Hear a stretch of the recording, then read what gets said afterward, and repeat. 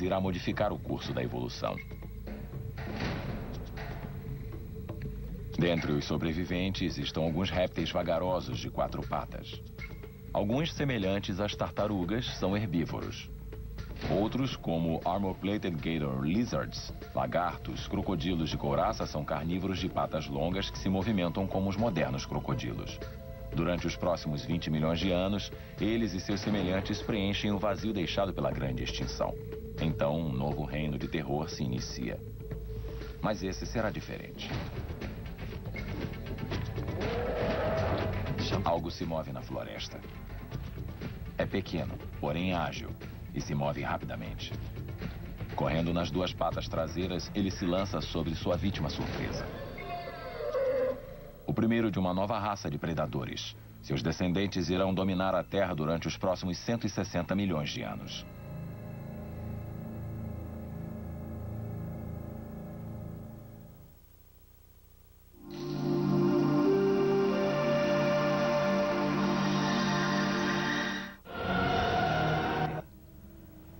O primeiro candidato seria um animal chamado Herrerasauro.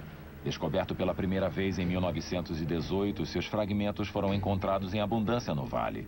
Porém, nenhum esqueleto e nenhum crânio jamais foi encontrado.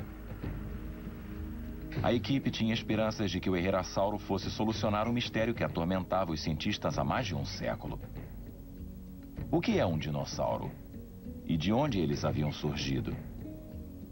Teriam se desenvolvido a partir de um único ancestral comum? Ou de uma mistura de vários animais?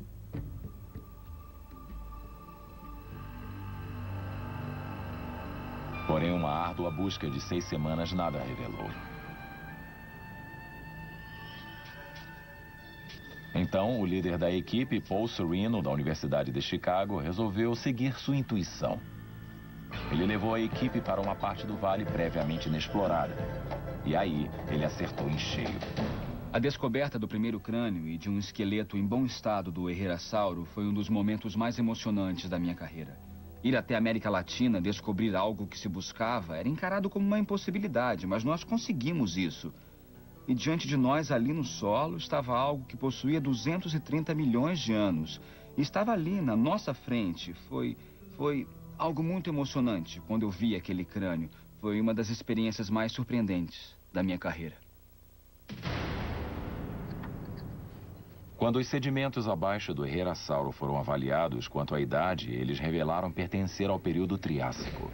O primeiro de 3 períodos geológicos que se iniciaram há 245 milhões de anos. O segundo período foi o famoso Jurássico, que se estendeu por 63 milhões de anos. E o último foi chamado de Cretáceo, que terminou há 65 milhões de anos. Juntos, esses 3 períodos formam a Era Mesozoica, a Era dos Répteis.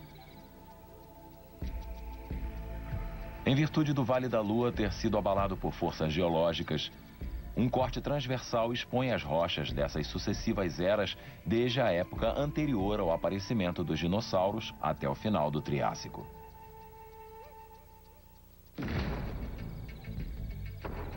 Como o Herrerasauro foi enterrado em rochas do período Triássico, Sereno sabia que teria que ser um dos mais primitivos dinossauros conhecidos.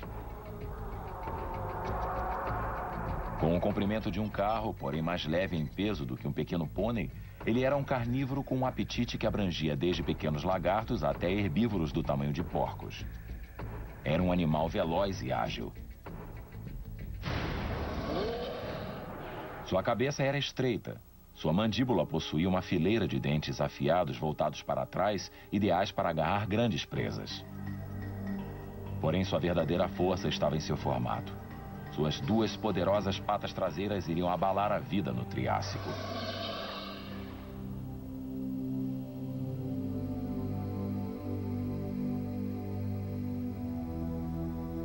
O paleontólogo americano Will Seal sabe que o Vale da Lua é uma cápsula do tempo em termos de evolução. Ele se mudou para cá em 1978 para caçar dinossauros e estimulou Sereno para vir para pesquisar também. Ao trabalhar com Sereno, ele se tornou um especialista em dinossauros primitivos e por que eles dominaram o mundo durante 160 milhões de anos. Esse é um osso da perna de um herrerasauro. Uma das armas secretas que permitiram que os dinossauros se tornassem tão bem-sucedidos. Vocês podem notar que o osso está numa posição perpendicular, com uma esfera e uma junta com encaixe que lhe permitia ser ágil e ficar na vertical, e que fornecia dois elementos, velocidade e agilidade. Enquanto o resto dos animais da época possuíam seus membros para a lateral e os rodavam assim. Comparado a um réptil desajeitado de 4 patas, como o nosso dragão de Komodo de hoje em dia, o herrerasauro era um puro sangue. Porém, a possibilidade de ficar de pé em 2 patas lhe fornecia outra vantagem. A outra arma secreta era essa. Uma vez que o animal fica em pé nas patas traseiras, suas patas dianteiras ficam livres e podem ser utilizadas para agarrar e pegar. E o desenvolvimento dessas enormes garras, se observarem, são 2 vezes maiores do que as garras de um urso pardo.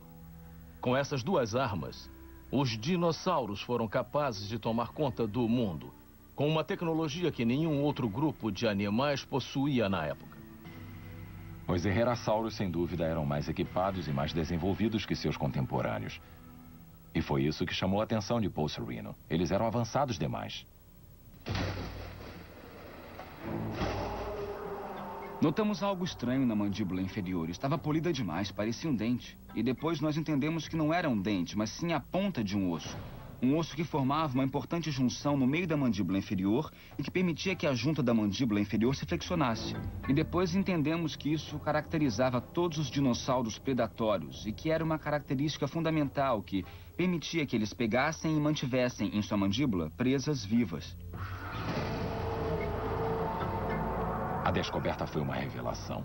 Sua mandíbula sofisticada significava que o herrerasauro pode ter sido um dos primeiros carnívoros, mas que ele não seria o ancestral comum de todos os dinossauros.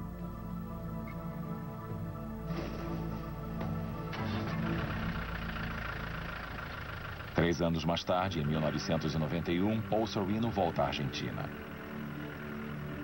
Em algum lugar daquela região, uma criatura ainda mais primitiva estava aguardando para ser descoberta.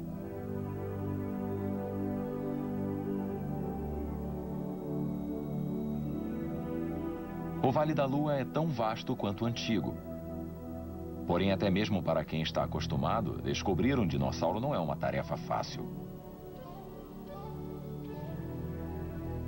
Encontrar ossos com menos de 30 centímetros numa região de 320 quilômetros quadrados requer tanto sorte quanto habilidade.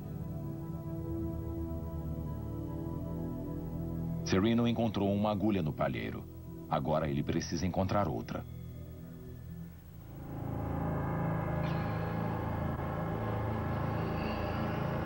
Mas dessa vez foi o membro da equipe, Ricardo Martinez, que se deparou com o impossível.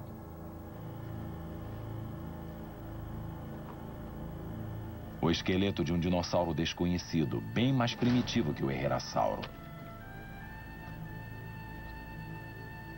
Ele o batizou de Eoraptor, significando predador inicial. Um carnívoro de 2 patas com menos de 1,30 m de comprimento, com uma pata cortante e afiadas garras que viveu lado a lado com o herrerasauro, se alimentando de pequenos répteis, semelhantes aos lagartos. O esqueleto do Eoraptor havia sido uma descoberta rara. Porém, numa rocha do tamanho de uma bola de beisebol estava o verdadeiro prêmio: seu crânio. Quando estava escovando, eu encontrei um pequeno fragmento. Nesse momento eu percebi que tinha em minhas mãos um antigo crânio. Foi surpreendente. O melhor dia de minha vida.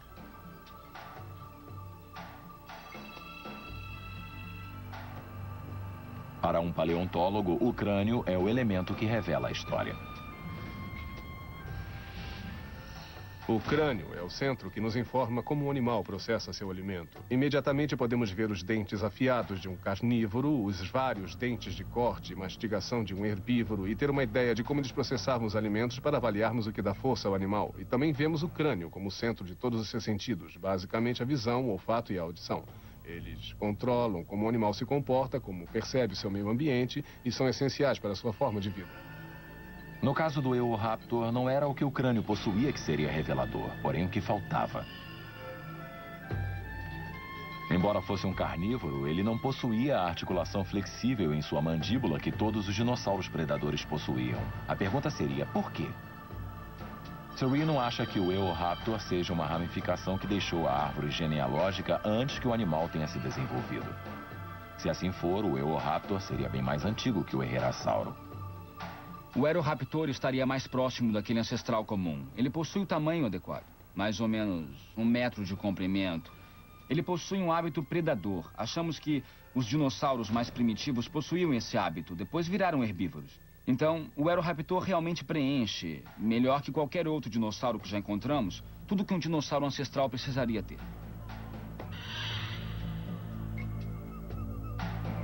Há 230 milhões de anos, a natureza criou um dinossauro que se tornaria o projeto de alguns dos animais mais surpreendentes que já existiram.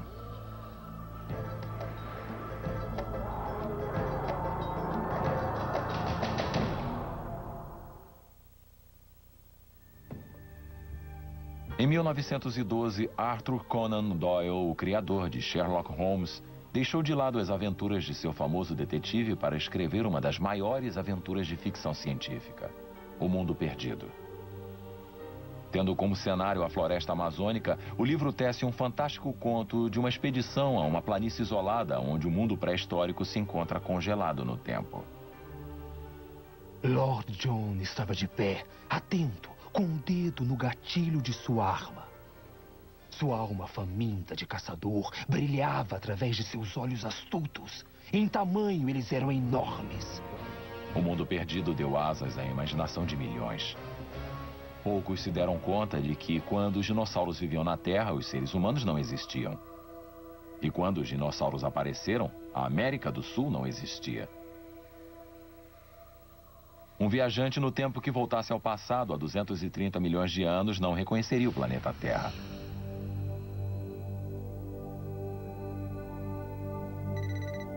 Vista do espaço, metade da Terra era formada apenas pelo oceano e a outra metade era praticamente somente formada por terra. Um gigantesco continente chamado Pangeia, que se alongava do Polo Norte ao Polo Sul. Na extrema esquerda estava a América do Sul. Sua costa era úmida e quente, enquanto que seu interior era um deserto de dunas de areia e de lagos salinos.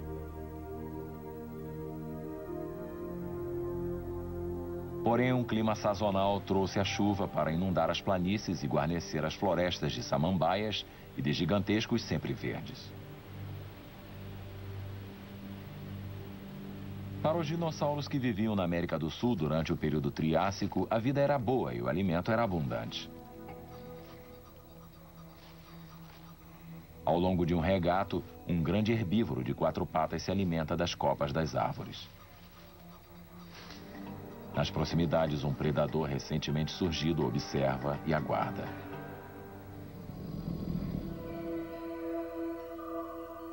Descoberto em 1997, esse assassino foi encontrado a 320 quilômetros ao norte do Vale da Lua, perto da cidade de La Rioja.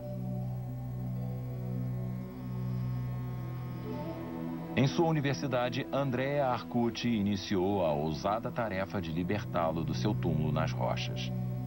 Esse é o crânio de um novo dinossauro que chamamos de Zupaissauro, que quer dizer réptil dedile. Arcucci possui apenas o crânio para trabalhar, mas isso já revela muito sobre a evolução dos primeiros dinossauros. O crânio do Eoraptor era tão pequeno que cabia na palma da mão. O crânio do Herrerasauro era do tamanho de uma bola de futebol. Vários milhões de anos mais tarde, o Zupaissauro possuía um crânio de 80 centímetros de comprimento. Baseada nisso, Arcucci calcula que o Zupaissauro deveria ter cerca de 5,30 metros de comprimento. Como seus predecessores, ele possuía dentes arqueados para trás, só que sua mordida era maior. Mas um predador precisa ser rápido. Para se adaptar ao aumento no tamanho sem sacrificar a velocidade, os Zupaissauros apresentavam um novo conceito em termos de formato. Cavidades no crânio, onde no passado havia uma ossatura sólida, tornavam aerodinâmico o esqueleto do dinossauro, deixando-o mais leve. Podemos dizer que esse animal era como um tigre do Triássico.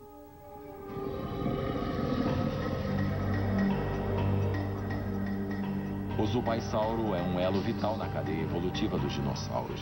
Ele demonstra que no final do período Triássico, alguns predadores se tornavam maiores, mais velozes e mais cruéis.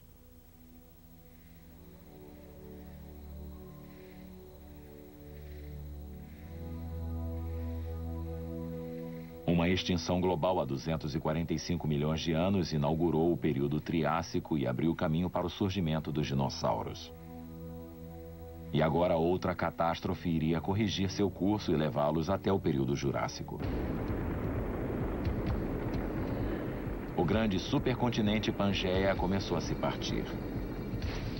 Fendas começaram a surgir nos oceanos Índico e Atlântico, liberando um derramamento de lava no interior da Terra e criando ondas gigantescas do tamanho de prédios. Antes que tudo se acalmasse, metade dos répteis do mundo havia desaparecido. Porém, a maioria dos dinossauros sobreviveu ilesa. No final do período Jurássico, há 142 milhões de anos, os continentes modernos começaram a tomar forma. Separando-se da África, a América do Sul começou lentamente a deslizar na direção oeste. A separação da Pangeia teria um impacto profundo na evolução dos dinossauros. Se quiser desenvolver, se quiser que um continente crie um monte de tipos diferentes de animais, inclusive dinossauros, é preciso isolamento. Se quiser novas espécies de triceratops, de brontossauros, de beija-flores, precisa pegar uma pequena população, isolá-la de seus parentes próximos e dar tempo para que desenvolva sua característica adaptativa e então liberá-la. Sem isolamento, não se obtém novas espécies.